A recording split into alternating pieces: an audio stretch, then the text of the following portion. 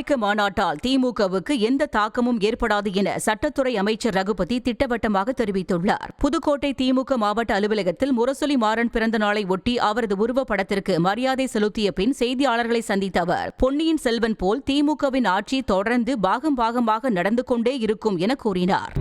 அதாவது சட்டமன்ற விடுதி அதுக்கு போகிறதுக்கு உள்ளே போகிறதுக்கு சட்டமன்றத்தினுடைய செயலாளருடைய அனுமதி வேணும். அனுமதி இல்லாமல் ஒரு சட்டமன்ற உறுப்பினருடைய அறையை போய் உடைப்பதற்கு ஈடிக்கு எந்த விதமான உரிமையும் கிடையாது. அனுமதி பெற்று தான் செல்ல வேண்டும். இப்படி அனுமதி பெறாமல் செல்லுகின்ற அவர்கள் அத்துமீறுகின்ற பொழுது அதை கண்டிக்கின்ற உரிமை திராவிட முன்னேற்ற கழக தொண்டனுக்கு உண்டு. திருமாவளவன் சேரக்கூடாத இடத்துல சேர்ந்துட்டாரு, திமுக செஞ்ச பாவங்களையும் அவர் சேர்ந்து சுமக்கிறாருன்னு சொல்லி எடப்பாடி பழனிசாமி சொல்லியிருக்காரு. எடப்பாடி பழனிசாமியை பற்றி நாங்கள் கவலைப்படவே இல்லை. ஏன் அதை பற்றியே சொல்லிக்கிட்டு இருக்கீங்க? அவர் இன்றைக்கு பாரதிய ஜனதாவினுடைய கொத்தடிமை. அவர் சொல்வதை பற்றி எங்களுக்கு கவலை இல்லை. நடிகர் விஜயோட மாநாடு 20ஆம் தேதி தொடங்குது. அது ஒரு பெரிய தாக்கத்தை ஏற்படுத்துமா? எந்த தாக்கத்தையும் யாரும் ஏற்படுத்த முடியாது.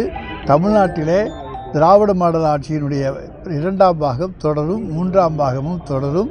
அது பொன்னியின் செல்வனைப் போல தொடர்ந்து நடந்து கொண்டே இருக்கும். 22ஆம் தேதி உள்துறை அமைச்சர் அமித்ஷா வந்துட்டு போகிறாரு. எந்த வியூகத்தையும் தமிழ்நாட்டில் வகுக்க முடியாது. அவங்களால வாக்குச்சாவடி முகவர்கள் நியமிப்பதே தடுமாறுறாங்க. அவங்க என்னத்தை தேர்தல் களத்தில் சாதிக்கப் போகிறார்கள். எனவே அவர் எத்தனை முறை வந்தாலும் எங்களுக்கு அச்சமில்லை. முதல்வரோட தொகுதியில் போலி வாக்காளர்கள் சேர்க்கப்பட்டு நாங்கள் போலி வாக்காளர்களை சேர்க்க வேண்டிய அவசியம் இல்லை. அசல் வாக்காளர்கள் அசலாக வாக்களித்தால் அதுவே போதும். எங்களுக்கு போலி வாக்குகள் தேவையில்லை.